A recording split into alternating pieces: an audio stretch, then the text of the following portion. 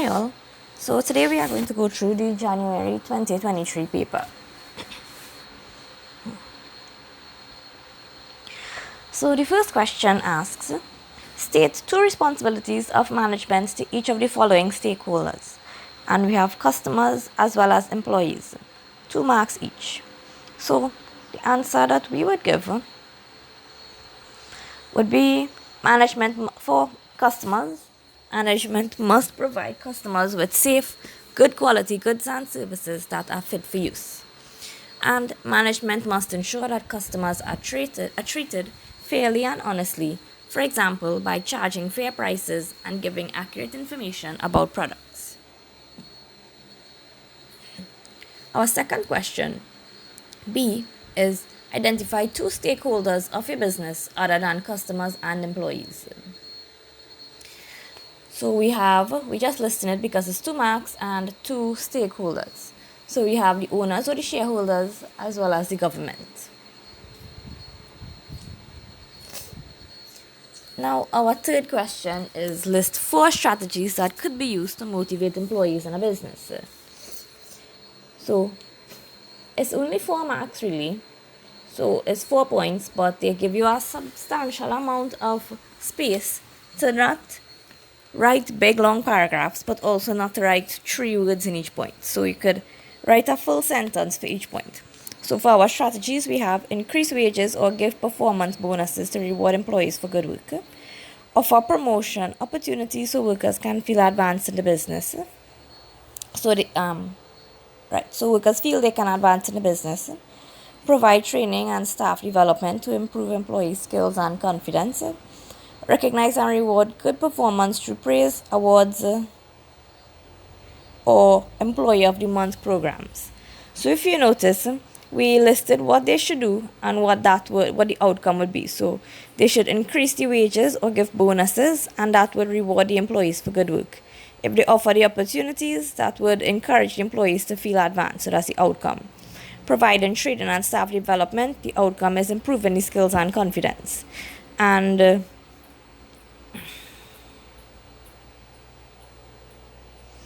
number 4, it would be the same exact one as number 1. You just be rewarding them for the good work through praise, awards, and Employee of the Month programs. Now our next question in the exam is outline 2 benefits of teamwork to the success of a business, 4 marks. And it's 2 benefits, so 2 marks each. So we have 1 benefit of teamwork is the success of your business is improved problem solving and decision making. When employees work as a team, they can combine their different ideas, skills, knowledge, and experiences. This allows them to look at problems from different angles and come up with better solutions. As a result, the business is more likely to make sound decisions and solve problems effectively. Our next benefit of teamwork is increased efficiency and productivity. In a team, tasks can be shared among workers according to their abilities, so the work can be completed more quickly and in a more organized way. Team members can support one another, reduce delays, and improve coordination. This helps the business to produce more in less time and achieve its goals more successfully. Now our next question is, for quite some time, the employees of New Harbour Garment Factory have felt frustrated and shut out as a result of poor communication between themselves and management. Explain 2 strategies that the management of New Harbour Garment Factory could implement to improve communication within the organization. And this is with 6 marks, so 3 marks for each strategy. So yeah, write a bit about that. So we have 1 strategy management could implement to improve communication within the organization is to hold regular staff meetings and briefings. These meetings give management the opportunity to share important information with employees about targets, policies, changes, problems, and business performance. At the same time, employees can ask questions, raise concerns, and make suggestions. This encourages 2-way communication instead of information flowing in only one direction. Regular meetings help to reduce rumors, confusion, and misunderstandings because workers receive clear information directly from management. They can also They also help employees feel involved and valued, which can improve morale and cooperation within the organization. So we listed out our point to our strategy, and we gave all the benefits of it in all the different areas that we could have thought about in the exam. So we said that it gives them the opportunity to share information, also raising problems or concerns, encourages two-way conversation and communication,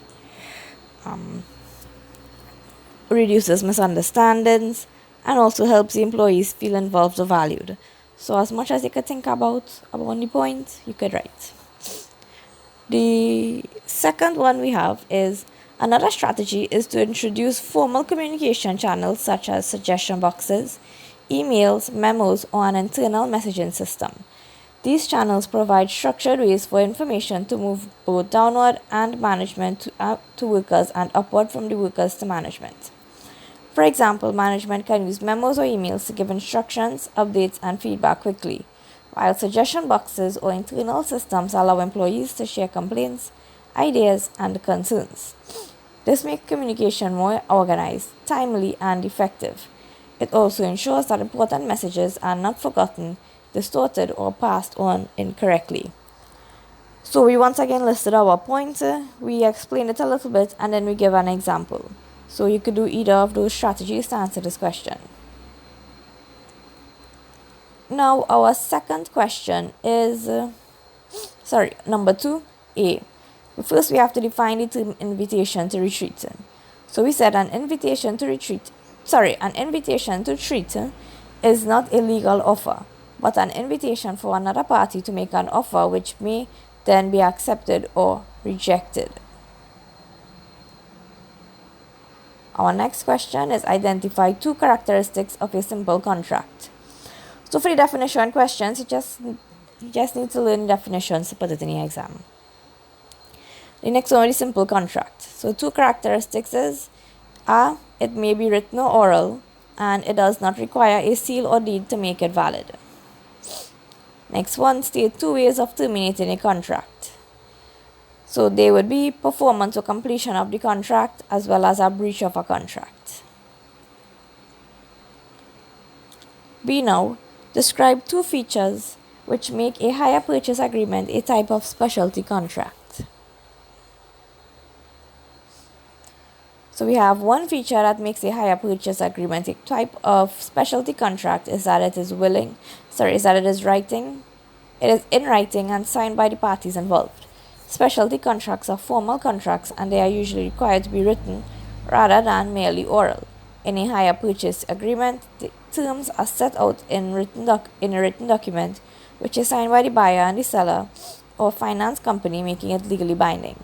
Another feature is that it is a formal legal agreement containing specific terms and conditions. The agreement clearly states details such as the deposit, installment payments, length of the repayment period, ownership of the goods, and what happens if the buyer defaults. Because of this formal written structure and legal enforceability, hire purchase is treated as a specialty contract.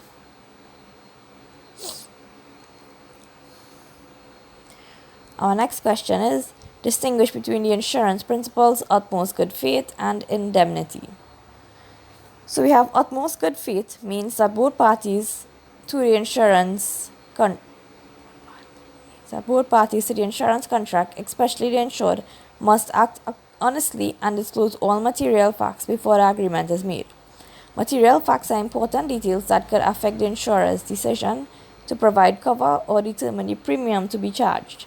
For example, a person taking out health or motor insurance must give truthful information and not hide anything important. Now, indemnity, on the other hand, means that if a loss occurs, the insured is compensated only for the actual value of the loss suffered. The aim is to restore the insured to the same financial position they were in before the loss, not to allow them to make a profit from the insurance claim. Next one is explain 2 unethical practices that a government could engage in, which could violate its contractual obligations to the government and society.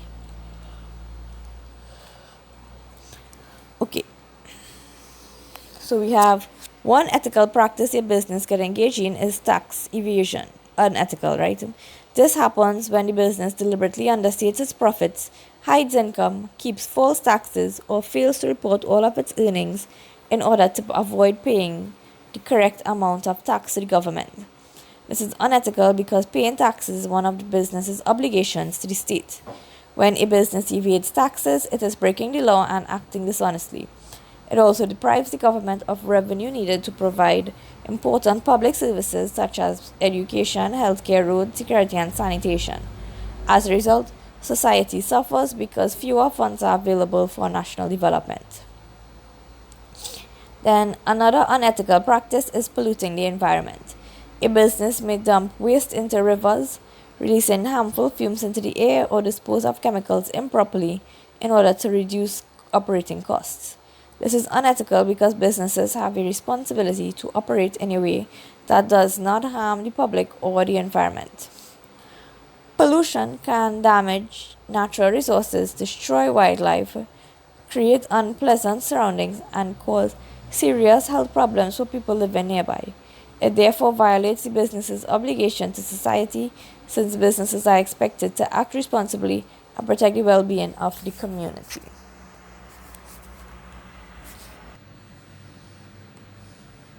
Now, our third question. So, we must first define the following terms: production and productivity, 2 marks each.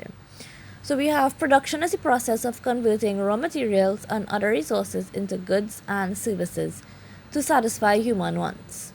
And productivity is the rate at which goods and services are produced, usually measured by the amount of output produced from a given amount of inputs. Then we must identify the type of production that takes place for each of the following activities. We have sugarcane harvesting, development of townhouses, the creation of a new line of furniture, and the provision of online banking. 1 mark each. So we have that sugarcane harvesting is extractive production, development of townhouses is construction production, creation of a new line of furniture is manufacturing production, and the provision of online banking is commercial or sale production. Then we must outline 3 factors that could affect labor productivity at 6 marks. So we have first, the level of training and skills of workers affects how efficiently work is done. Workers who are properly trained usually understand their tasks better, use equipment correctly, and complete work more quickly and accurately. They are also less likely to make mistakes, waste materials, or require constant supervision. As a result, better trained workers normally produce a higher output in less time. Second, working conditions can affect the labor productivity. If the workplace is safe, clean, comfortable, and well equipped, employees are more likely to work efficiently. Good lighting, proper ventilation, suitable tools and machinery, and a safe environment can help workers perform at their best. On the other hand, poor working conditions may slow down production, reduce morale, and even lead to accidents or absenteeism. And third, the motivation of employees is an important factor affecting productivity. Workers who are motivated are usually more willing to work hard, arrive on time, meet targets, and take pride in their work. Motivation may come from good wages, incentives, promotion opportunities, praise from management, or job satisfaction. When employees feel valued and rewarded, they tend to give better performance and produce better results. Then we must explain 2 strategies that managers could implement to ensure high levels of productivity within an organization at 6 marks. So we have one way management can improve worker performance is by providing training and development programs. When employees are properly trained, they gain the skills, knowledge, and confidence needed to carry out their duties more effectively. Training helps workers understand the correct procedures, use equipment properly, and improve the quality of their work. It also reduces mistakes, waste, and accidents in the workplace. In addition, development programs help employees adapt to new technology, new methods of production, and changes in the business environment. As a result, workers become more efficient and productive, which improves overall business performance. Next point is another way management can improve worker performance is by using incentive schemes and performance rewards.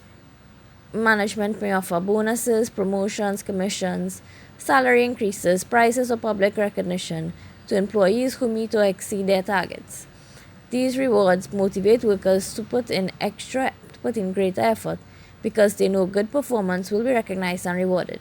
Incentives can also improve morale, increase job satisfaction, and encourage healthy competition among employees. When workers feel appreciated and see a benefit from working hard, they are more likely to remain committed to the organization's goals and maintain a high standard of performance. Now, number 4, define the term market as it relates to marketing. So, a market is just an arrangement or group of buyers and sellers through which goods and services are exchanged.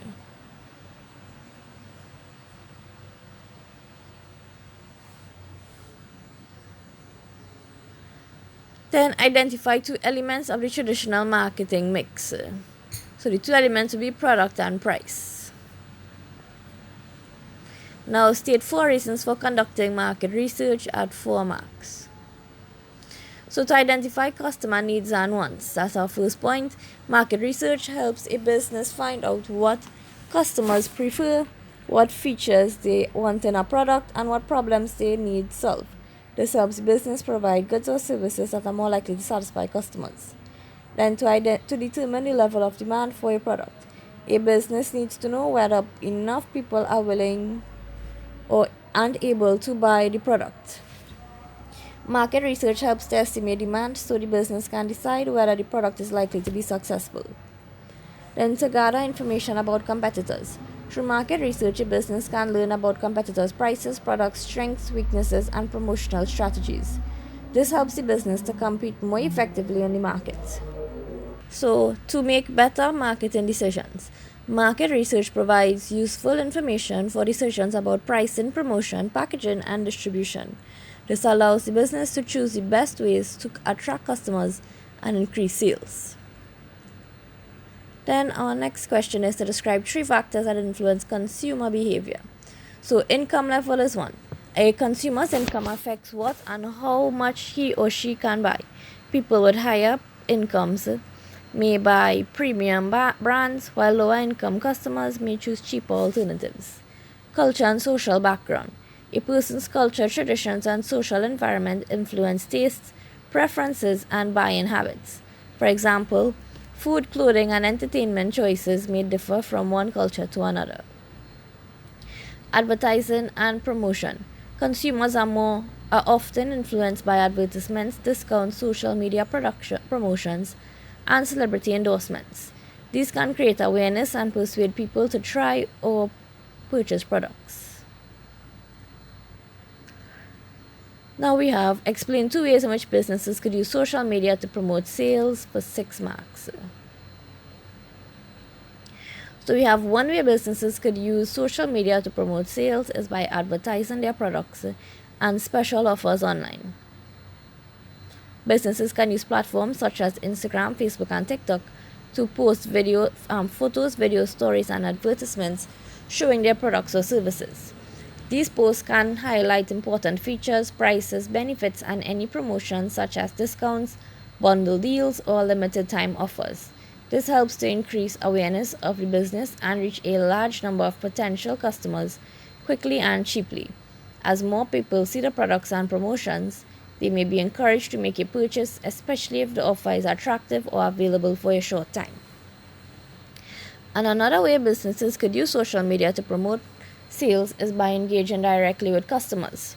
Social media gives businesses the opportunity to communicate with customers through comments, direct messages, polls, and live videos. They can answer questions about products, give more information, deal with complaints, and thank customers for support. This helps to build trust and create good customer relationships. When customers feel valued and get quick responses, they are more likely to buy from the business and recommend it to others. This can increase repeat purchases and attract new customers through positive online interaction. Okay, our next question is, other than saving and investing, state 2 ways in which individuals could manage their personal incomes. We have prepare and follow a budget and control and reduce unnecessary spending. Next question is to differentiate between savings and investments. So we have savings refer to money set aside for future use, usually in a safe and easily accessible form. Investments refer to money placed in assets or business opportunities with the aim of earning a return or increasing wealth over time. Then identify one form of savings and one form of investments. So we have one form of savings is a savings account, and one form of investments is shares or stocks. Now we must identify two personal sources of capital for setting up your business. So the two personal sources will be personal savings or sale of personal assets. Then distinguish between short-term financing and long-term financing, giving one source of each type of financing. 6 marks. So we have short-term financing refers to funds obtained by a business for a period of 1 year or less. It is usually used to meet immediate or day-to-day expenses, such as paying wages and salaries, buying stock, paying utility bills, or covering temporary cash flow problems. This type of financing is not meant for major projects, but rather to help the business continue operating smoothly in the short run. One source of short-term financing is a bank overdraft, where the bank allows the business to withdraw more money than it currently has in its account up to an agreed limit. And long-term financing, on the other hand, refers to funds obtained for a period of more than 1 year. It is used for major business purposes such as expansion, purchasing machinery, buying land or buildings, or starting large projects that will benefit the business over a long period. This type of financing helps the business grow and invest in fixed assets rather than cover daily running costs. One source of long-term financing is a mortgage or long-term bank loan, which allows the business to borrow a large sum of money and repay it over several years. Now our last question is to explain one benefit and one risk of investing in the stock market for 6 marks. 3 marks each. One benefit of investing in the stock market is that it gives investors the opportunity to earn a good return on their money. This return may come in the form of dividends, which are payments made to shareholders of a company's profits, and capital gains, which occur when the price of shares increases and the investor sells them for more than they originally paid. For example, if a person buys shares in a successful company, the company may make higher profits and pay regular dividends. At the same time, the demand for the shares may rise, causing the share price to increase. This means the investor can build wealth over time and possibly earn more than they would from simply keeping money in a regular savings account. And one risk of investing in the stock market is that the investor can lose money if share prices fall. Stock markets are not guaranteed and can change due to factors such as poor company performance, economic downturns, inflation, political instability, or changes in consumer demand. If a company makes losses or performs badly, fewer people may want to buy its shares, causing the price to drop. If the investor then sells the shares at a lower price than they paid, they will suffer a loss. In some cases, if the business collapses completely, the investor may lose most or all of the money invested. Therefore, although the stock market can be profitable, it also involves uncertainty and financial risk. And that is the end of this paper. Thank you for watching.